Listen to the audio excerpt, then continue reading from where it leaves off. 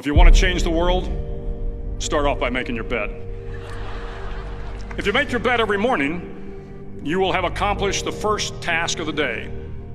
It will give you a small sense of pride, and it will encourage you to do another task, and another, and another. And by the end of the day, that one task completed will have turned into many tasks completed. Making your bed will also reinforce the fact that the little things in life matter. If you can't do the little things right, you'll never be able to do the big things right. And if by chance you have a miserable day, you will come home to a bed that is made, that you made. And a made bed gives you encouragement that tomorrow will be better. To pass SEAL training, there are a series of long swims that must be completed. One is the night swim. Before the swim, the instructors joyfully brief the students on all the species of sharks that inhabit the waters off San Clemente. They assure you, however, that no student has ever been eaten by a shark, at least not that they can remember. But you are also taught that if a shark begins to circle your position, stand your ground. Do not swim away. Do not act afraid. And if the shark, hungry for a midnight snack, darts towards you, then summons up all your strength and punch him in the snout, and he will turn and swim away. There are a lot of sharks in the world. If you hope to complete the swim, you will have to deal with them. So if you want to change the world, don't back down from the sharks. Over a few weeks of difficult training, my SEAL class, which started with 150 men, was down to just 42. There were now 6 boat crews of 7 men each. I was in the boat with the tall guys, but the best boat crew we had was made up of the little guys, the Munchkin crew, we called them. No one was over 5'5". The Munchkin boat crew had 1 American Indian, 1 African American, 1 Polish American, 1 Greek American, 1 Italian American, and 2 tough kids from the Midwest. They out-paddled, outran, and outswam all the other boat crews. The big men in the other boat crews would always make good-natured fun of the tiny little flippers the Munchkins put on their tiny little feet prior to every swim. But somehow these little guys from every corner of the nation and the world always had the last laugh, swimming faster than everyone and reaching the shore long before the rest of us.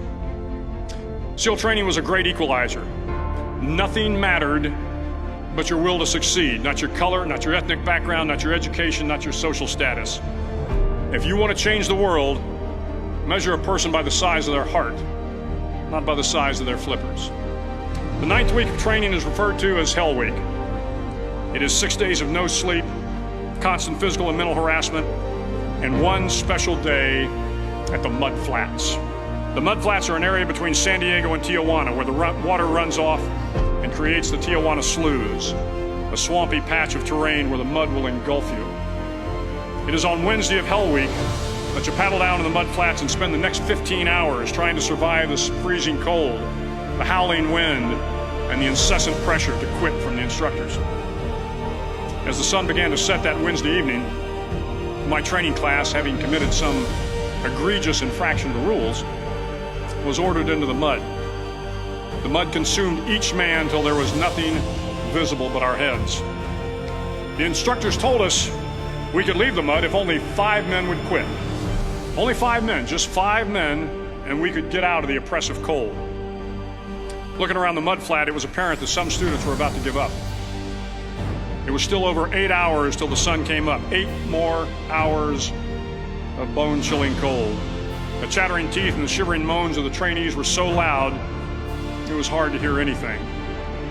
And then one voice began to echo through the night.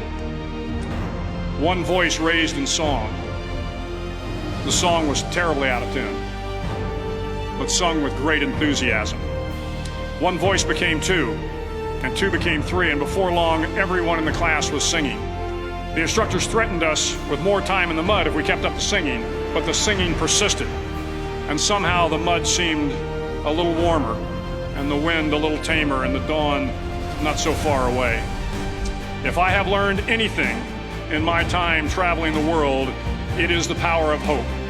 The power of one person, a Washington, a Lincoln, King, Mandela, and even a young girl from Pakistan, Malala. One person can change the world by giving people hope. So if you want to change the world, start each day with a task completed. Find someone to help you through life. Respect everyone. Know that life is not fair and that you will fail often. But if you take some risks, step up when the times are the toughest, face down the bullies, lift up the downtrodden, and never ever give up.